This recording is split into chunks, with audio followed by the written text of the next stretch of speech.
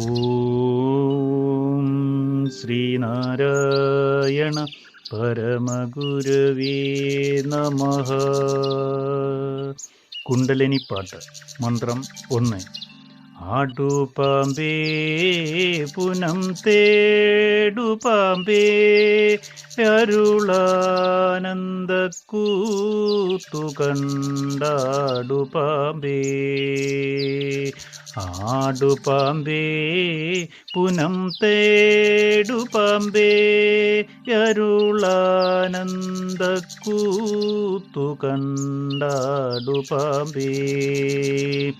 ഓം ശ്രീനാരായണ പരമഗുരവേ നമഃ.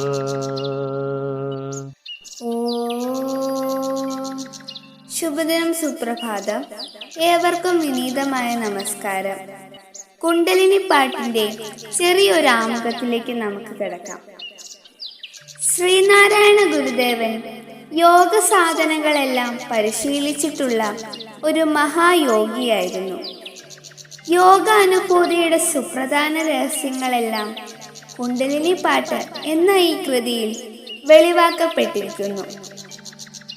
ബ്രഹ്മശക്തി സ്പന്ദിക്കാൻ തുടങ്ങുന്നതോടെ രൂപം കൊള്ളുന്ന പ്രാണപ്രവാഹമാണല്ലോ പ്രപഞ്ചത്തെ പടുത്തുയർത്തി നിർത്തിയിരിക്കുന്നത്.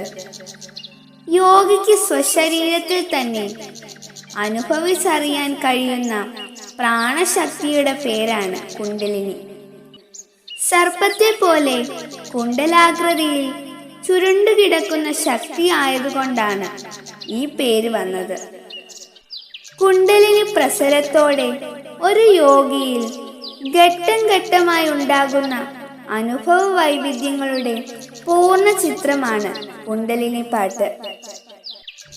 ഇനി നമുക്ക് മന്ത്രം 1 വരികളിൽ ഉള്ളടങ്ങിയിരിക്കുന്ന അർത്ഥം എപ്രകാരമാണെന്ന് നമുക്ക് നോക്കാം. സർപ്പാകൃതിയിൽ പണം വിടർത്തി പ്രസരിക്കുന്ന അല്ലയോ കുണ്ടലിനി, നൃത്തം വെച്ച് മുന്നേറുക. സുഷുമ്ന നാഡിയെ ലാക്കാക്കി മുന്നോട്ട് നീങ്ങുക.